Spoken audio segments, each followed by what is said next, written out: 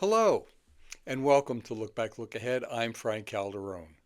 Last week, ending February 13th, the major stock indexes lost ground as concerns about the negative side of AI, which can threaten the business models of industries and possibly raise unemployment, pushed investors to the sell side. The employment cost index increased by a less than expected 0.7% during the fourth quarter, 3.4% from a year earlier, which reinforces our view that labor costs are no longer a meaningful driver of inflation. Retail sales were much weaker than expected at the end of 2025. Employment in January was stronger than expected, up 130,000 jobs, while the unemployment rate declined to 4.3% from 4.4% in December. Private jobs increased by 172,000, while government jobs declined by 42,000.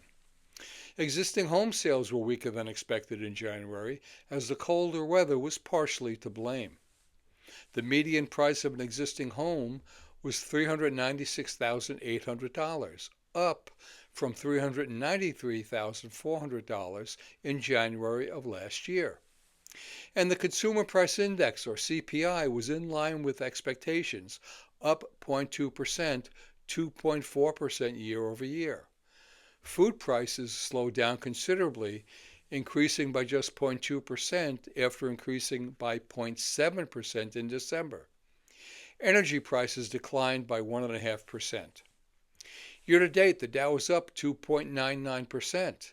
The S&P is down 0.14%, and the Nasdaq is down 2.9%. The yield on the 10-year U.S. Treasury bond ended at 4.05%. Oil closed at $62.92 a barrel. Gold closed at $5,033.95 an ounce, with silver closing at $77.25 an ounce. For this week of February 16th, in a shortened holiday week, Wednesday we'll get housing starts, building permits, durable goods orders, retail and wholesale inventories, and the minutes of the Fed's January meeting. Thursday, initial jobless claims, the trade deficit, and pending home sales will be reported. And on Friday, personal income, personal spending, the PCE price index, new home sales for November and December, and consumer sentiment all will be reported. The PCE index, or Personal Consumption Expenditures Index, measures the prices that consumers pay for goods and services. It is a key measure of inflation used by the Fed to conduct monetary policy.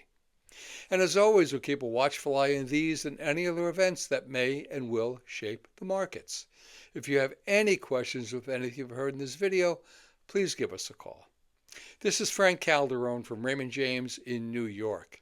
Have a fantastic week. Be well, stay safe, and remember, always look ahead.